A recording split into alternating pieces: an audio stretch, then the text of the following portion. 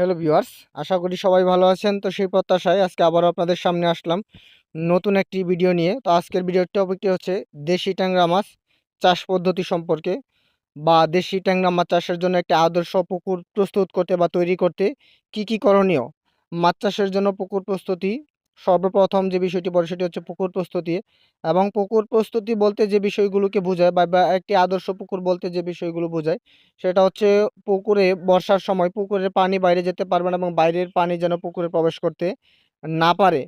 এবং পুকুরের গভীরতা হতে হবে ন্যূনতম 4 থেকে 5 ফিট, যাতে সব সময়ের জন্য পানি থাকে।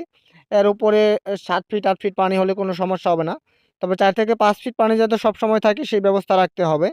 এবং প্রতি বছর যাতে একটি পুকুর শুকানো যায়, শীতের শেষ দিকে শুকিয়ে পাড় মেরামত করা যায়, বা পুকুরের তলদেশের কাদামাটিগুলো সরিয়ে ফেলা যায় বা পাড়ে তোলা যায়, এরকম ব্যবস্থা রাখতে হবে পুকুর প্রস্তুতির ক্ষেত্রে। এবং একটি আদর্শ পুকুরের পাড়ে অতিরিক্ত যাতে গাছপালা না থাকে, এবং যাদের পুকুরে গাছপালা আছে গাছ কাটতে হবে না, শুধুমাত্র আপনার গাছের ডালগুলো, অতিরিক্ত ডালগুলো যেগুলো পুকুরের উপরে আছে সেই ডালপালাগুলো ছাঁটাই করে দিতে হবে।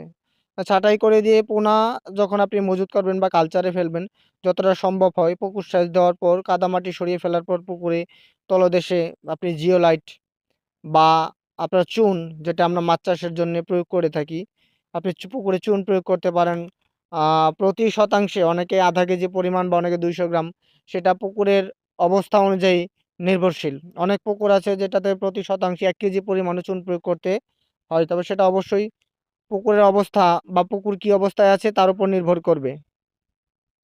এবং পরবর্তী সময়ে যখন আপনি মাছ চাষ করবেন, পুকুরে পোনা দেওয়ার পর পুকুরে যাতে প্রচুর পরিমাণে প্রাকৃতিক খাদ্য তৈরি হয়, তার জন্যে বেশ কিছু আপনার অনেকে সার প্রয়োগ করে থাকে। তবে দেখা যায় ক্যাটফিশ জাতীয় মাছের পুকুরে সার প্রয়োগ না করাই ভালো। আপনার কার্প জাতীয় মাছ যারা চাষ করে থাকে, মূলত দেখা যায় ট্যাংরা, গুলশা এই জাতীয় মাছের সার প্রয়োগ করা যায়। ক্যাটফিশ জাতীয় মাছের সার প্রয়োগ করা যায় না। তো ক্যাটফিশ জাতীয় মাছের পুকুরে প্রাকৃতিক খাবার তৈরি করার জন্য অবশ্যই আপনি পুকুরে খৈল ব্যবহার করতে পারেন। খৈল ব্যবহার করলে পুকুরে কোনো সমস্যা হবে না। বরঞ্চ পুকুরে প্রচুর পরিমাণে প্রাকৃতিক খাবার তৈরি হবে।